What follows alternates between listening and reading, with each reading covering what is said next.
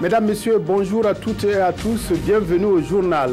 La 20e journée nationale du paysan s'est ouverte ce matin à Kaya. La cérémonie officielle a été dominée par des allocutions de partenaires du Burkina et des personnalités burkinabées. Elle a été aussi marquée par la décoration d'une centaine de récipiendaires. La campagne électorale des municipales partielles du 28 mai prochain débute demain pour 2 semaines, au cours desquelles 21 partis et regroupements politiques iront à la pêche aux voix dans 19 communes concernées par ce scrutin. Mais tout d'abord, ce communiqué du événement ce jour 12 mai 2017 aux environs de 5 h du matin, un minicar de transport en commun en provenance de Pau est entré en collision avec un véhicule de transport marchandises à quelques kilomètres de Pau dans le parc Tambi. Le bilan fait état de 18 morts et 4 blessés graves. À l'instar du procureur du Faso près le tribunal de grande instance de Manga et des autorités régionales du Centre-Sud, qui se sont immédiatement rendus sur les lieux, une délégation gouvernementale conduite par le ministre de la Santé a été également déplacée du Faso en vue d'apporter assistance et soutien aux victimes. Le gouvernement présente ses condoléances aux familles des disparus et exprime sa compassion à l'ensemble du peuple burkinabé. Il invite une fois de plus les populations à la prudence et au respect du code de la route. C'est signé le ministre de la Communication et des Relations avec le Parlement, porte-parole du gouvernement. L'ouverture officielle de la 20e journée nationale du paysan a eu lieu ce matin à Kaya et a été marquée par une minute de silence à la mémoire des victimes de l'accident survenu ce matin à l'entrée de Pau. Pour le résumé de la cérémonie d'ouverture, nous appelons tout de suite Ruth Bini Ouattara. Bonjour. Bonjour Godefroy Bazier et bonjour à tous nos téléspectateurs. C'est vrai, la cérémonie officielle d'ouverture des 20e JNP vient de s'achever ou du moins est en cours d'achèvement parce qu'actuellement les autorités sont au niveau de la foire régionale pour l'ouverture. Nous allons signaler donc que cette cérémonie d'ouverture a été marquée, jalonnée donc par des allocutions et la cérémonie, les allocutions ont permis donc de relever dans un premier temps l'importance de l'implication des acteurs du monde rural pour le développement et ainsi que pour la réussite de cette journée nationale du paysan. Et ces allocutions ont également situé la responsabilité de chacune des parties prenantes sur la part contributive de chacune des parties pour que ces JNP-là puissent vraiment lancer le développement donc de ce monde-là.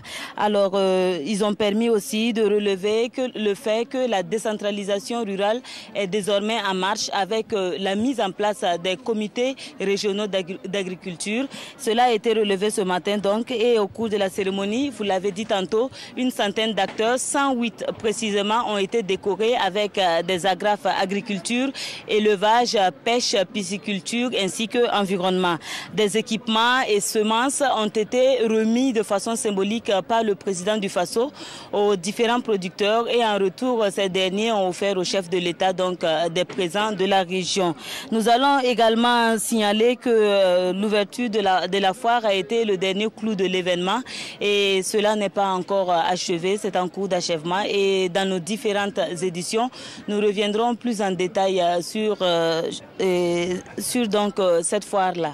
Voilà pour ce que nous pouvons dire, c'est de façon ramassée, Godefroy Bazier. Nos équipes sont toujours sur le terrain, elles ne sont pas encore entrées et nous reviendrons certainement au cours du journal de 20 h en images et avec plus de précision sur le déroulement de la cérémonie. Merci Ruth Bini Ouattara. Tout est dit déjà dans cette intervention que vous venez de faire depuis Kaya. La région du Centre-Nord qui accueille la 20e JNP abrite l'un des lacs les plus célèbres du Burkina. Le lac Bam, grand réservoir d'eau, a joué pendant longtemps un rôle économique important.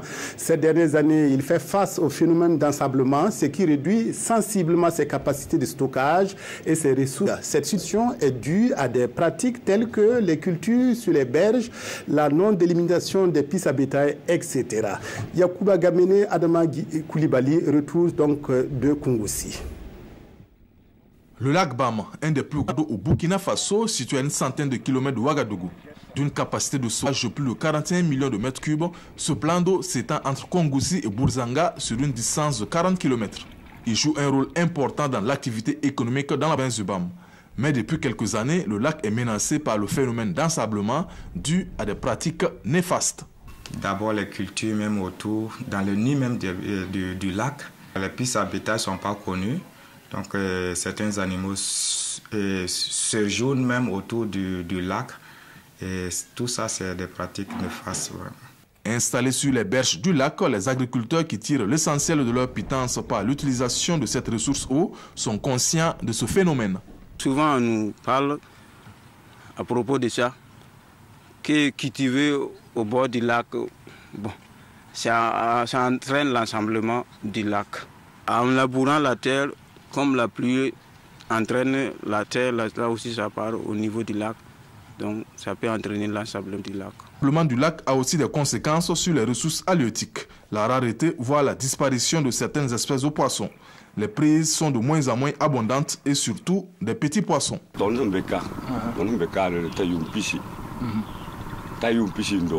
Je pratique la pêche ici au lac Bam depuis une vingtaine d'années. De nos jours, un changement au niveau du lac. Il est envahi par la boue, ce qui joue négativement sur le développement des poissons. Ils se font rares, ils sont plus petits. C'est vraiment une situation que nous déplorons car elle impacte négativement sur nos activités quotidiennes. Pour remédier à cette situation, le service de l'environnement a entrepris des sensibilisations à l'endroit des différents usagers du lac. Et la première mesure concerne le respect de la bande de servitude. Quand l'eau est remplie jusqu'à déborder, c'est à partir de là on mesure 100 mètres. Et à partir de ces 100 mètres, on peut commencer à cultiver. Mais ça, c'est pas respecté ici. Plus l'eau recule, plus on suit l'eau pour faire les cultures. La dernière fois, il est venu faire le lancement de l'aménagement. Bon, je pense qu'avec ce projet, je pense que ça va être un ouf vraiment pour le soulagement pour la population.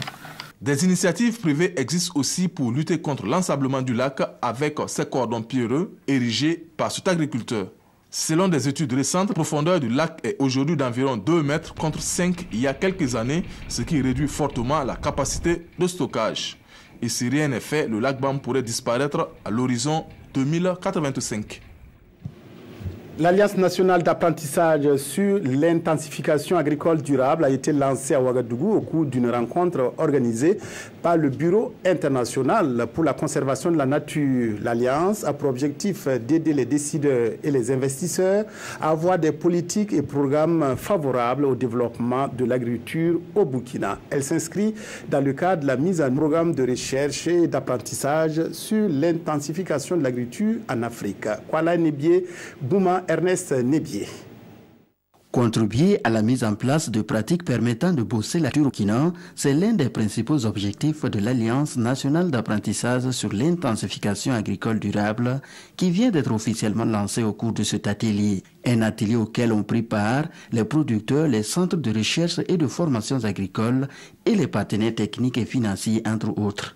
Les objectifs de l'atelier, c'était d'opérationnaliser l'Alliance nationale pour l'intensification agricole durable. Donc concrètement, de voir comment cette alliance va travailler, parce que l'alliance, comme son nom l'indique, inclut plusieurs types d'acteurs qui forcément ne partagent pas a priori les mêmes activités ou bien les mêmes intérêts. Le plan d'action de cette alliance a été élaboré par les participants au cours de cette rencontre et ces activités vont bientôt démarrer.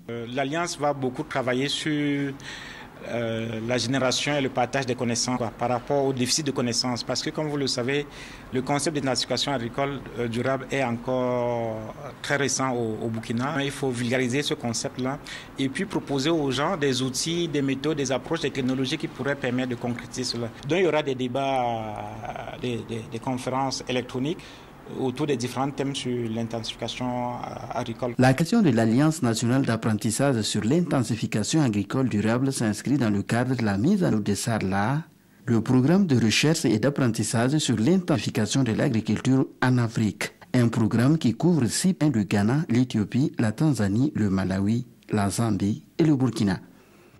Avant de se rendre à Kaya, le Premier ministre Paul Kabatieba a accordé une audience à l'association Sourou Nafa, une nouvelle oreille attentive accordée aux producteurs. Les échanges ont en effet porté sur la tenue prochaine de la foire du poisson prévue fin mai à Di dans le Sourou. L'association est venue solliciter le soutien du chef du gouvernement à l'organisation de cette manifestation qui connaîtra sa 5e édition. Amadou Boudou, Nathalie Savartage. Les membres du bureau de l'association Sourou Nafa chez le Premier ministre Paul Kabatieba.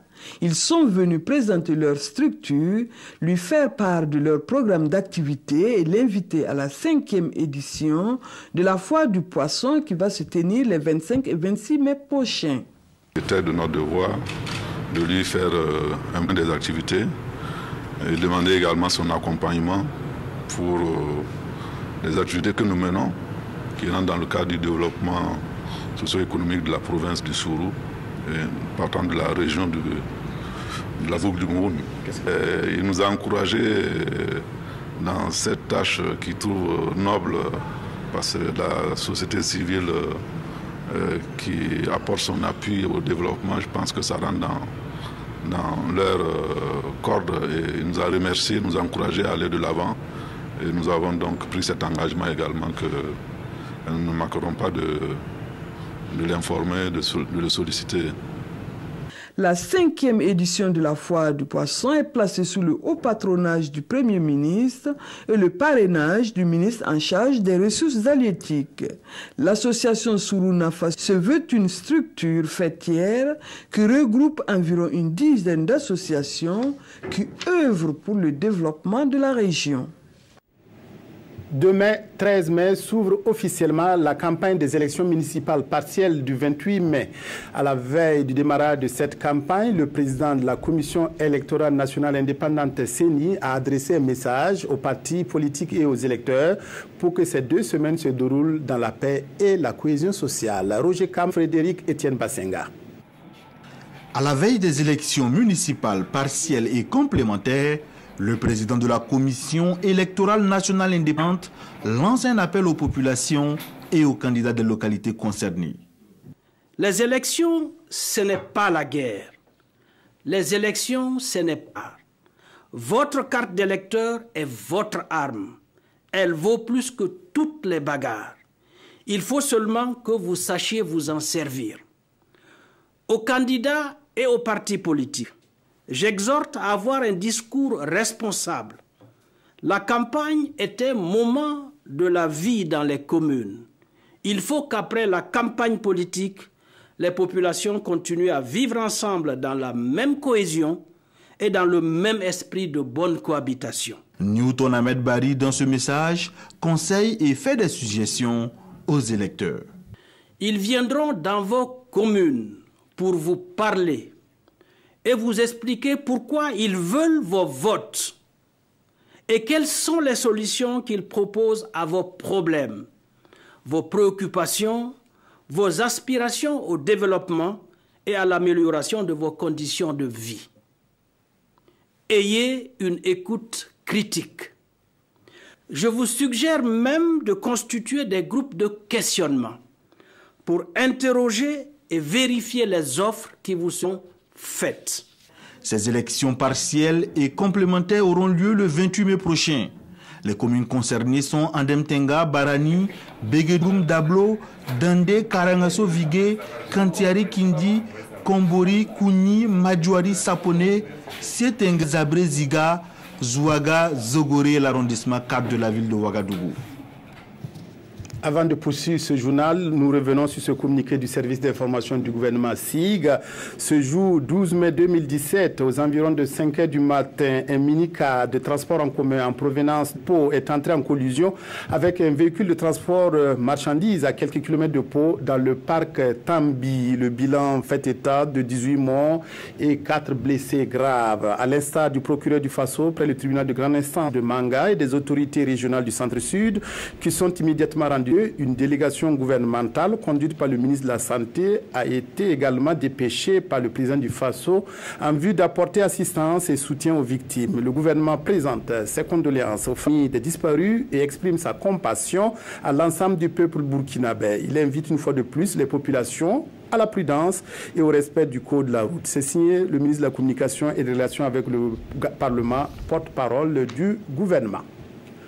Le vainqueur de la 4e édition des Marley d'Or qui a eu lieu hier soir au CIAO est Zézi Kakelen qui a dévancé 2 autres nominés. D'autres trophées ont été décernés dans plusieurs catégories au cours de ce rendez-vous qui a connu la participation d'artistes internationaux. Au reportage, Isiaka Ouedraogo, Oumar Zombri. Jésus Kankeleng, vainqueur de la 4e édition des Marley d'Or, nominé dans la catégorie Marley d'Or du meilleur artiste reggae avec Ima Ado et Osibi Joan, le travail du natif de Bobo Dioulasso porte enfin ses fruits. Ça veut dire que le gouvernement Rasta va triompher dans le monde, il va gouverner ce monde. Ça veut dire que ce soir-là, ça veut dire que c'est le monde du reggae qui a gagné. Voilà, j'ai dit ce trophée au monde du reggae, tous ceux qui aiment le reggae. D'autres trophées ont également été décernés au cours de la soirée. Si Ima Ado n'a pas décroché l'or, il repasse cependant les mains chargées de prix spéciaux, notamment les Marley du meilleur clip vidéo, celui du meilleur spectacle et du public. Le Marley de la révélation, quant à lui, revient à Osborne Bado. 4e édition marquée par l'intégration des peuples aura tenu toutes ses promesses. Les frères Touré Kunda du Sénégal, Jim Kamsom de la Côte d'Ivoire ou encore Takana Zion de la Guinée ont enflammé le podium au grand bonheur du public.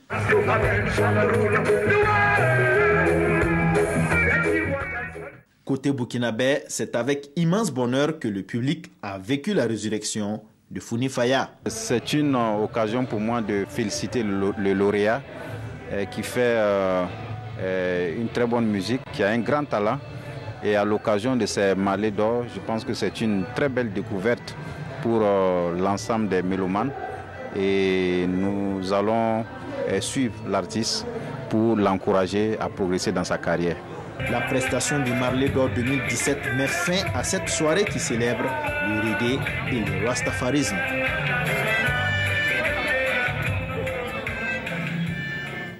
La revue de la presse des quotidiens est consacrée aujourd'hui à la tenue de la journée nationale du paysan à Kaya et aussi le réquisitoire de Maître Passere Titenga contre la haute cour de justice. Abdoul Rasmane Zongo. C'est une initiative assez rare, mais vaut son pesant d'or. Bienvenue à l'école plutôt alimentaire de notre confrère d'aujourd'hui au Faso pour distinguer le riz naturel du riz en plastique. Le test de l'eau, astuce 1. Mélangez une poignée de riz dans un verre rempli d'eau. Si le riz flotte à la surface, il contient forcément du plastique. Par contre, s'il reste au fond, c'est du riz naturel. Le test du feu.